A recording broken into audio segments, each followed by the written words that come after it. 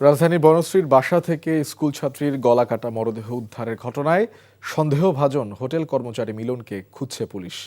এ ঘটনায় নিহত শিক্ষার্থীর বোন ঝুমুর আক্তার বাদী হয়ে অজ্ঞাতনামা ব্যক্তির বিরুদ্ধে খিলগাঁও থানায় মামলা দায়ের করেছেন। সিসি ক্যামেরা ফুটেজের ঘটনার সময় মিলনকে বাসা থেকে বের হতে দেখা যায়। পুলিশ জানিয়েছে তাকে গ্রেফতার করলে হত্যাকাণ্ডের মোটিভ ও আরও কেউ জড়িত কিনা তা জানা যাবে।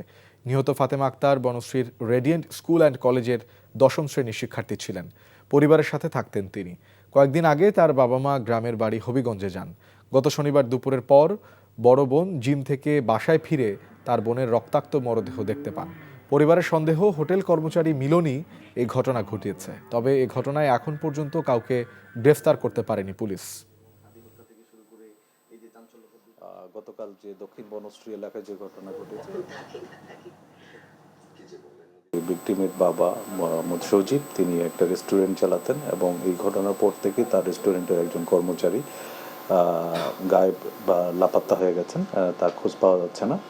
তারা সন্দেহ করছেন সেই ঘটনার সাথে জড়িত থাকতে পারে কোনো না কোনোভাবে।